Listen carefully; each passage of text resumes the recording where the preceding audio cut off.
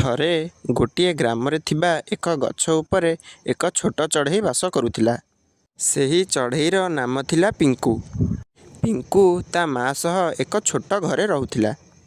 ପିଙ୍କୁ ଅନ୍ୟ ପକ୍ଷୀମାନଙ୍କ ଠାରୁ ବହୁତ ସୁନ୍ଦର ଓ ବହୁତ ସାହସୀ ଥିଲା। ପିଙ୍କୁର ଜୀବନ ବହୁତ ସାଧାରଣ ଥିଲା, କିନ୍ତୁ ସେ ପ୍ରତିଦିନ କିଛି ନୂଆ ଜାଣିବା ପାଇଁ ଚେଷ୍ଟା କରୁଥିଲା। ଦିନେ ସେ ସେହି ଗାଁଠାରୁ ଦୂରରେ ଥିବା ଏକ ଜଙ୍ଗଲକୁ ଦେଖିଲା। ସେଠାରେ ଥିବା ପାହାଡ଼ ପର୍ବତ ତାକୁ ବହୁତ ପସନ୍ଦ ଆସିଲା। ତାପରେ ସେଠାରୁ ସେ ଫେରିଗଲା ଓ ତା ମା' ପାଖକୁ ଗଲା। ମା' ପାଖକୁ ଯାଇ ପିଙ୍କୁ କହିଲା, ମା, ମୁଁ ପାଖରେ ଥିବା ଜଙ୍ଗଲକୁ ଯିବାକୁ ଚାହୁଁଛି। ତାର ମା' ତାକୁ କହିଲେ ଯେ ସେହି ଜଙ୍ଗଲଟି ଆମଠାରୁ ବହୁତ ଦୂର, ତୁମେ ସେଠାକୁ ଏକୁଟିଆ ଯାଅ ନାହିଁ। ତଥାପି ପିଙ୍କୁ ଜିଦି କରି ଜଙ୍ଗଲକୁ ଯିବା ପାଇଁ କହିଲା।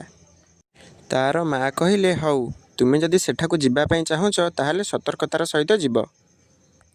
ପିଙ୍କୁ ତା ଆଖିରେ ସ୍ୱପ୍ନ ନେଇ ମା'କୁ ବିଦାୟ ଜଣାଇଲା ଓ ଜଙ୍ଗଲକୁ ଉଡ଼ିଗଲା। ସେଠାରେ ସେ ପହଞ୍ଚିଲା ଓ ଜଙ୍ଗଲର ସୌନ୍ଦର୍ଯ୍ୟକୁ ଉପଭୋଗ କଲା। ଏହା ଭିତରେ ହଠାତ୍ ଏକ ବଡ଼ ସାପ ଆସି ତା ପାଖରେ ପହଞ୍ଚିଗଲା।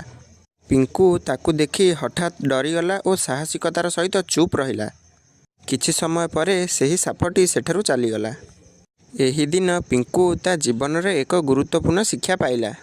ସେ ଅନୁଭବ କଲା ଯେ ଜଗତଟା ବହୁତ ବଡ଼, ଆମକୁ ସତର୍କର ସହ ଏଠାରେ ରହିବାକୁ ପଡ଼ିବ।